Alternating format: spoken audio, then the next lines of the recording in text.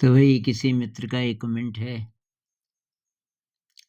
Why do spiritual people, good people struggle to make money?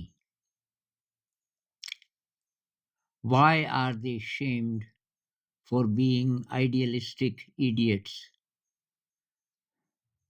जो लोग आध्यात्मिक हैं, अच्छे इंसान हैं, उनको संघर्ष क्यों करना पड़ता है ये बेसिक नीड्स के लिए, पैसा जुटाने के लिए, अपने परिवार के भरण-पोषण के लिए स्ट्रगल क्यों करना पड़ता है? और लोग उन पे हँसते क्यों हैं? उनको आदर्शवादी बेवकूफ़ कहा जाता है। ऐसा क्यों है?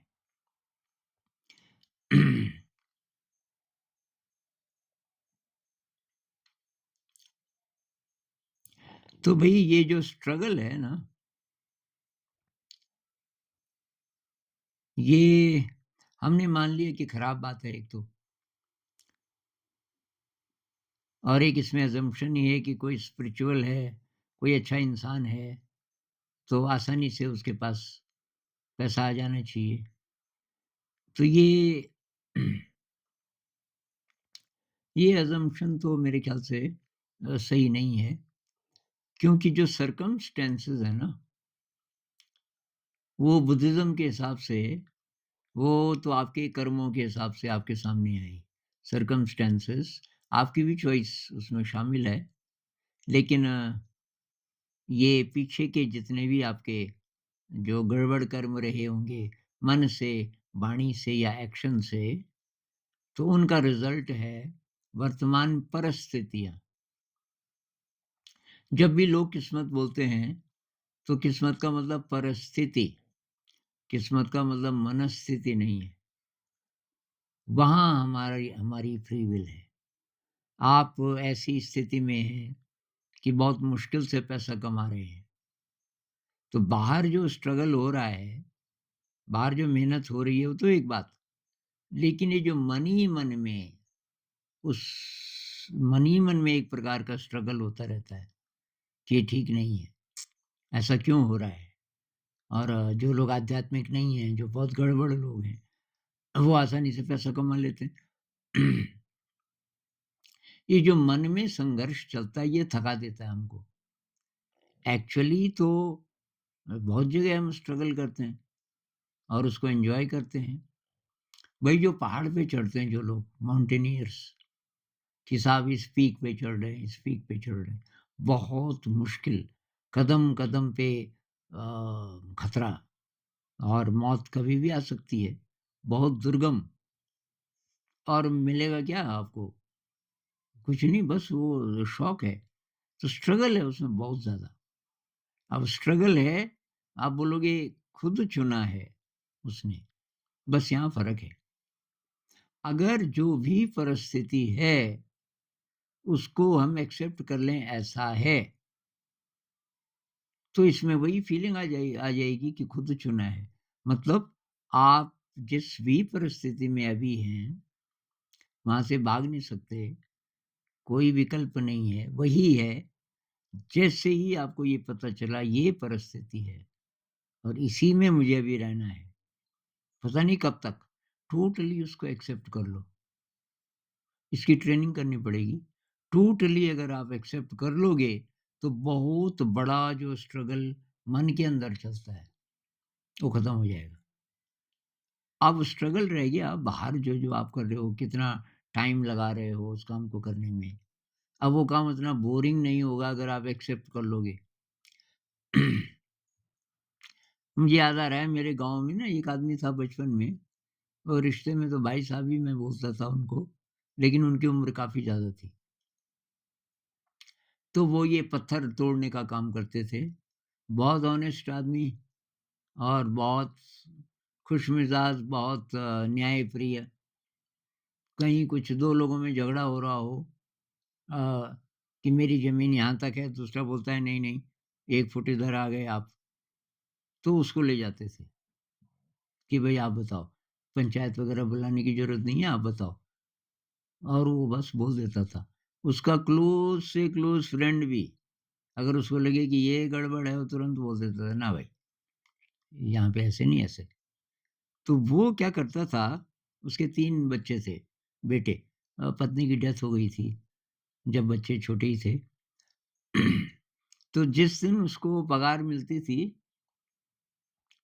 उस दिन बस वो बच्चों को घर ज़रा दूर था, तो बहुत ज़ोर की आवाज़ में बोलता था, "हाँ भई, आज ज़रा वो लहसुन का तड़का लगाना और ये करना और ये सब्ज़ी बनाना और ये करना" और बहुत ज़ोर-ज़ोर से, मतलब दावत जैसी।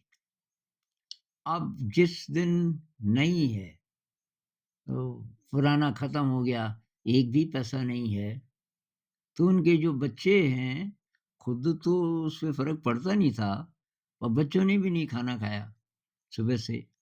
अब बच्चों को पूछो, "हाँ भई, आज क्या खाया?" वो हँस के बोलते थे, "जयराम जी की।" अरे क्या मतलब जयराम जी की? जयराम जी की मतलब होता था आज नहीं खाया। लेकिन हँस के, उसने ट्रेनिंग दी हुई थी बच्चों को कि इसको भी एन्जॉय करो। नहीं मिला, मरोगे नहीं, 1 दिन में कुछ नहीं होता। कल तक सब ठीक हो जाएगा। तो ये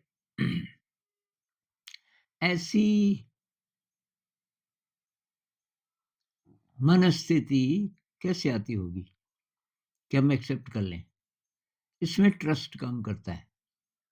आप ईश्वर कहो, अल्लाह कहो, यूनिवर्स कहो, ये पूरा ब्रह्मांड हमारे साथ है, ऐसी वाली फीलिंग। और हमारे साथ है का मतलब ये नहीं कि दुःख नहीं आएगा, कि स्ट्रगल नहीं होगा, आराम-आराम से हमारी ज़िंदगी गुज़रेगी। असली चीज़ नहीं भूलनी चाहिए। असली चीज़ ये है कि इवॉल्व होना है। आप बोल रहे हैं ना स्पिरिचुअल पीपल, तो जो स्पिरिचुअल पीपल हैं या गुड पीपल हैं, तो ये वो हैं जो कैटरपिलर से बटरफ्लाई बनना चाहते हैं, चाहे कितना भी स्ट्रगल हो। असली बात वो है। अब बाहर की दुनिया में थोड़ा संघर्ष करना पड़ रहा है, पैसे वगैरह जुटाने के लिए।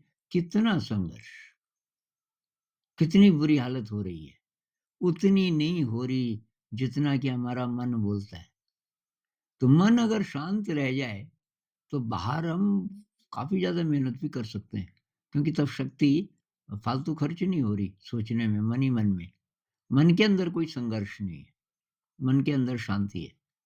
तो तब आप देखोगे कि आप कई घंटा काम कर सकते हो, अगर मन खुश है।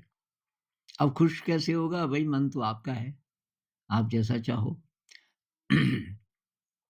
बुद्ध कहते हैं ना, मनो पुब्बंगमा धम्मा, मनो सेट्ठा मनोमया। सब मनोमय है, जैसा मन बना लो, वैसी ज़िंदगी हो जाती है। और मन को आप बहुत जल्दी ठीक कर सकते हो, बहुत जल्दी, सेकंड्स में खराब भी कर सकते हो। मन साचे प्रसन्नेन भासति वा करोति वा। जो मन को प्रसन्न करके कुछ बोलता है या करता है, तो वो हमेशा सुखी रहता है। Why are we shamed for being idealistic idiots? भाई ये तो हो गई। लोग हमें बेवकूफ क्यों बोलते हैं, आध्यात्मिक लोगों को, और हमारी बेइज्जती करते रहते हैं। भाई आप उनकी बिरादरी में शामिल ही नहीं हो रहे, तो आप तो उनके लिए चैलेंज है ना। अब शादी की पार्टी में आप चले गए, जाना पड़ा, दोस्त की शादी है, तो बहुत सारे यार दोस्त आए हुए हैं, अब सब स्मोक कर रहे हैं, ड्रिंक कर रहे हैं, अब आप नहीं करते। अब आप नहीं करते तो वो आराम से थोड़ी जीने देंगे आपको। पता नहीं क्या-क्या बोलेंगे। अरे तो आदमी थोड़ी है, ये ऐसे थोड़ी होता है, वगैरह-वगैरह। अपनी बिरादरी में शामिल करने के लिए सब इधर को जा रहे हैं। आप अकेले खड़े हैं, आप उनमें शामिल नहीं हैं, तो सब क्या करेंगे? हँसेंगे आप पे। कृष्णमूर्ति जी तभी तो कहते थे। वो कहते थे, there is a 10,000 year old stream of society going in one direction. Do you have the courage to stand alone? 10,000 साल से मनुष्य जाति एक ही दिशा में जा रही है, इस गड़बड़ दिशा में। क्या आप में इतनी हिम्मत है आप अकेले खड़े रह सको? क्योंकि सब आपको आदर्शवादी कहेंगे, बेवकूफ़ कहेंगे, कुछ न कुछ कहेंगे। तो उससे नाराज़ नहीं होना, नाराज़ नहीं होना। वो कबीर साहब कहते हैं ना, हस्ती चढ़िए ज्ञान की, सहज दुली चा डार। ज्ञान के हाथी पे आप बैठे हैं और बहुत इक्वानिमस हैं, बहुत समता भाव है, बहुत शांत हैं। श्वान रूप संसार है, भूखन दे झक मार। और दुनिया तो कुत्तों की तरह है। दुनिया के जो लोग हैं, कबीर साहब की भाषा काफ़ी कड़क, तो कि उनको भौंकने दो। मुहावरा है ना कि कुत्ते भौंकते रहते हैं, हाथी चलता रहता है। तो ये यहीं से आया कि भई कुत्ते कुछ नहीं बिगाड़ सकते हाथी का, हाथी तो हाथी है, भौंक सकते हैं बस। ऐसे ही ट्रीट करो कि भई ये जानवर हैं, ये कुछ न कुछ बोलते रहेंगे, आप चलते रहो। और इसलिए शांत रहना बहुत ज़रूरी है। अगर आपका मन उद्विग्न हो गया, आप प्रभावित हो गए, लोग ऐसा क्यों बोल रहे हैं, भई और क्या बोलेंगे वो? जिनकी यात्रा नहीं है आध्यात्मिक, वो और क्या बोल सकते हैं? कुछ न कुछ गड़बड़ी तो बोलेंगे, चुभेगी आपकी ज़िंदगी उनको। उनकी ज़िंदगी पर एक प्रश्न चिन्ह हैं आप। आपकी उपस्थिति मात्र एक बहुत बड़ा प्रश्न चिन्ह है। तो उनमें जो सेंसिटिव होंगे वो बौखलाने लगते हैं। क्योंकि अगर आप सही हैं और कइयों को क्या पता लगता हो कि आप सही हैं, तो फिर वो गलत है और उसको छोड़ ही नहीं सकते। तो वो आपको बदलना चाहते हैं। आप खटके नहीं, आप भी वैसे हो जाएँ। तो भई ये इससे तो गुज़रना पड़ेगा आपको। इस संसार से भाग नहीं सकते, संसार से आप भाग नहीं सकते। और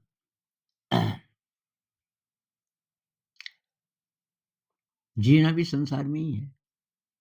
तो वही बात है कि इस दुनिया में, दुनिया की, समाज की कीचड़ में कमल की तरह रह सकते हो क्या? सीखना पड़ेगा, नहीं तो वो तो आपको पीछे खींचते ही रहेंगे ना दलदल में। तो आप ही को ऐसी शक्ति जुटानी पड़ेगी। अगर आप स्पिरिचुअल हैं, रोज़ ध्यान कर रहे हैं, रोज़ आप क्षमा भाव, दुनिया के लिए क्षमा भाव। अब कबीर साहब बोलते हैं कि वो कुत्ते हैं, लेकिन नफ़रत से नहीं, नफ़रत से नहीं, क्षमा भाव और प्रेम से। कुत्ते का मतलब खराब बात नहीं है यहाँ पे। यहाँ पे वो बोलना ये चाहते हैं कि वो बोलेंगे कुछ न कुछ आपको। तो आपके अंदर ये समता भाव होना चाहिए, क्षमा भाव होना चाहिए। आप अपने रास्ते चलते जाओ चुपचाप। तो भई ये करना पड़ेगा। और व्हाई आर दे शेम्ड? वो कुछ भी बोलें, आप चाहो तो आप पे फ़र्क ना पड़े ज़्यादा। इसकी ट्रेनिंग करनी पड़ेगी आपको धीरे-धीरे। तो ये तो भई एक प्रकार की हाँ, एक प्रकार की ऐसी परिस्थिति है जिससे हर एक आध्यात्मिक व्यक्ति को गुज़रना ही पड़ता है। जो समाज से कट जाते हैं, कहीं चले जाते हैं, गुफ़ा में चले जाते हैं, वहाँ दूसरी प्रॉब्लम्स हैं और दुनिया से वहाँ भी नहीं बच सकते, दुनिया वहीं पहुँच जाती है।